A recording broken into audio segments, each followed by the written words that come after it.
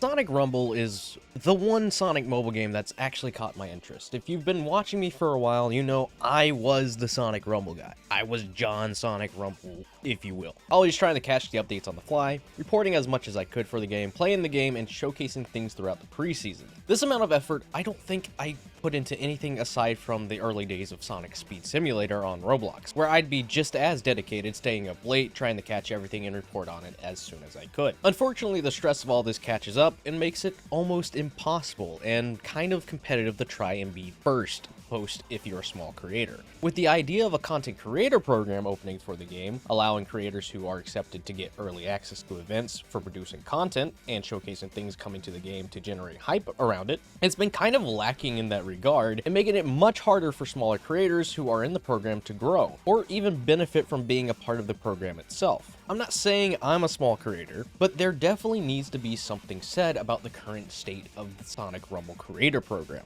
I love Sonic Rumble. If I didn't, I wouldn't have sunk so many hours into playing the game, doing content for the game, streaming it, and much more. I'm thankful for all the support I gained from doing the content for it, and I've met so many awesome people and was given so many different opportunities from being on top of anything and everything Sonic Rumble related. But again, this creator program has been a big issue, and since I don't know what kind of content to produce for the game right now, I thought it'd be a good idea to just turn this into a video. So I'm going to present how I personally feel about the creator program as of right now and pitch how things could be better or much different. I'm not sure how much of this I'm allowed to talk about specifically, so if I end up getting kicked out of the program for my stance on things, oh well.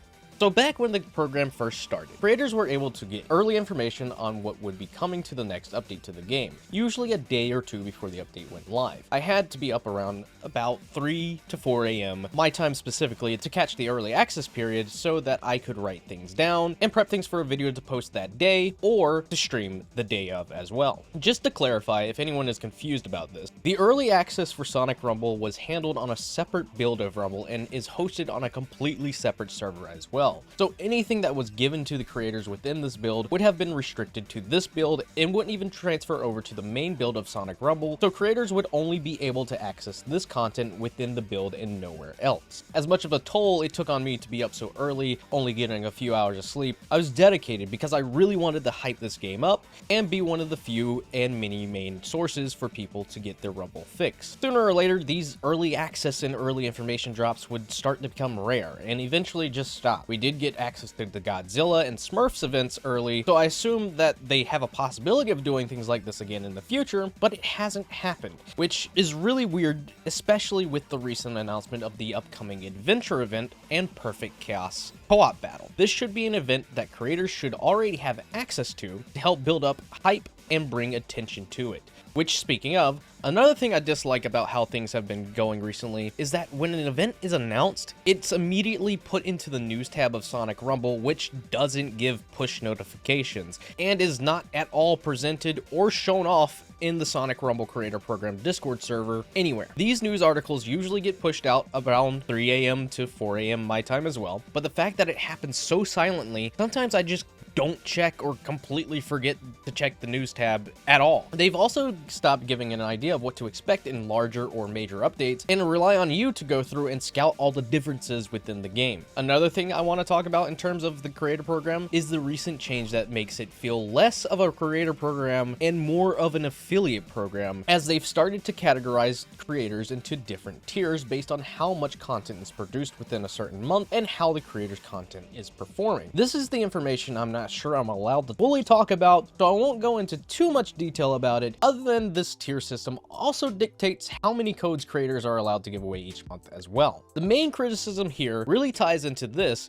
because if a creator is already well established and covers the content within the game, of course it'll be easy for them to qualify for the higher tier in these categories, so it's not going to affect them much. However, if you're a small creator who just got into the program, the struggle of already trying to produce content and get it to start starts to become even worse as the early access build and early information now has completely stopped from being shared with all creators, leading creators, who I will not name, to relying on reporting data mined content as a competitive approach to being able to stay on top of everything. If a creator has to rely on data mined or leaked content to make content, then the creator program itself has absolutely failed its objective of being a creator program. So as of right now, personally speaking, and seeing how everyone else within the creator program brought up issues of wishing they had more to work with in terms of being able to make content, I think it's kind of hard for me to suggest or recommend people who are creators to sign up for the program, because while you'll be recognized as an official creator for the game and will be able to meet other creators and whatnot, there really isn't much of a benefit to being in the creator program, to be completely honest, as it mostly feels like a ghost town most of the time. It's really upsetting because in the early days of the content creator program being open, it really felt like the team behind it had a decent idea of how to go about it and just needed to make a few small adjustments to it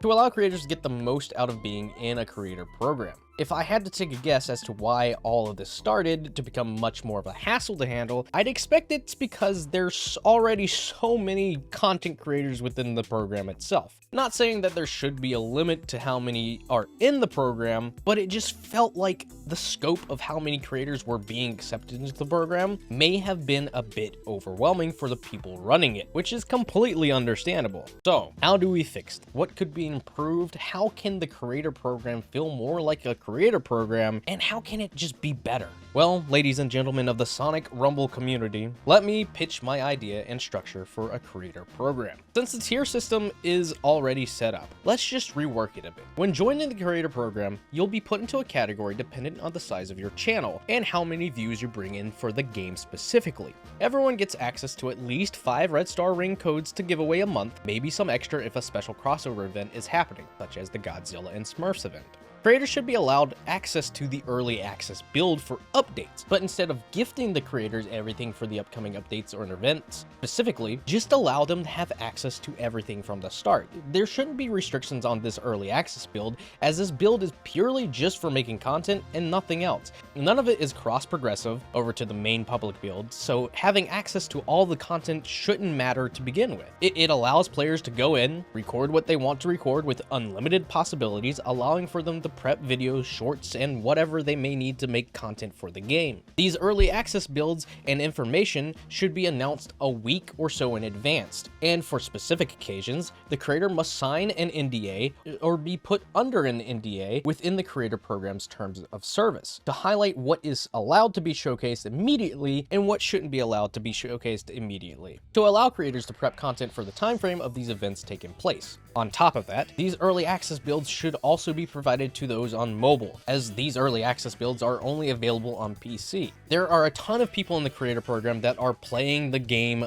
primarily on mobile, so we don't want them to feel left out as they unfortunately have been in the past. There should also be more things to help highlight creators. A while back, I was lucky enough to participate in a stream with some of the community members of Sonic Rumble at the time, alongside the creators Callie Mackin, Belcomia, and RG. It was a great way of highlighting creators of both big sizes and small sizes, so bringing this back into play would definitely be a good way to boost the attention of smaller creators, just now getting into the program. The video highlight feature within the game is a nice addition of being in the creator program, but there's nothing there that really helps bring attention to these creators, at least not that I've noticed. Maybe when playing a game with a certain creator at the end of the match, it could let you see what kind of recent content related to Sonic Rumble was made on their channel. And even if that's a little too much, since you'll come across multiple creators, you should just put a section within the creator's profile that allows players to view videos that they've uploaded specifically, sort of like how you can already link your YouTube and Twitch and TikTok accounts. There should just be another category that are specifically dedicated to showcasing the content for that creator. Assets should be given to creators more often. There's been a huge amount of times where the creators will receive access to assets, and then there's some times where they don't receive assets. Sometimes it comes from the confusion of what would benefit for a creator when it comes to sharing assets. But all they really need is just renders of new characters coming to the game, backgrounds of the new stages, and maybe some icons for the new skills and other things that could be beneficial for thumbnail design. Nothing too much is really needed outside of that in terms of assets. There should also be more creator-centered events hosted as well. The biggest thing about being in a creator program with a lot of people is feeling overwhelmed by just just the sheer amount of people that are in the program. So it can be kind of hard to communicate or organize collabs with some creators because, let's be honest, most of us are antisocial. I'm heavily antisocial. I don't mean to be, but I'm heavily introverted. And that leads to multiple instances where creators will try to form a collab with people and sometimes either get completely ignored or just won't receive enough people to do what they're wanting to do in terms of collabs. To help alleviate this stress, every now and then I think there should be creator rumble sessions, which allows up to multiple creators to collaborate with one another in an officially presented setting. Creators overall should get more spotlight on social media channels, whether it be sharing creators' most recent uploaded content, a stream announcement, whatever it may be. The Sonic Rumble social accounts need to have more activity, in my honest opinion, to keep relevancy and show that there are creators playing the game, enjoying the game, making it overall more enticing for new players to check out the game just out of pure curiosity. Overall, the biggest thing that needs to be done about this creator program is communication. But not just communication with the creators, but the community as a whole. I appreciate the approach that has been taken with making Sonic Rumble spotlights to try and give the community a place to see what all is coming to the game in a small video. But sometimes the information within these videos don't give enough information and kind of leave people feeling like it kind of ends out of nowhere with nothing to gain. I know there has only been 2 of these so far, so it's something that can definitely be improved on as time goes on. But I do think that these spotlights need a bit more information in them and should allow for things to be hyped up. We saw that Perfect Chaos is getting a co-op battle shown off in the last one. Why couldn't they have included that Chaos and Tikal skins would be coming to the game as well? It just feels like information is being withheld that would actually drive hype outside of the fact that we just got the announcement of being able to fight Perfect Chaos. Alongside that, we need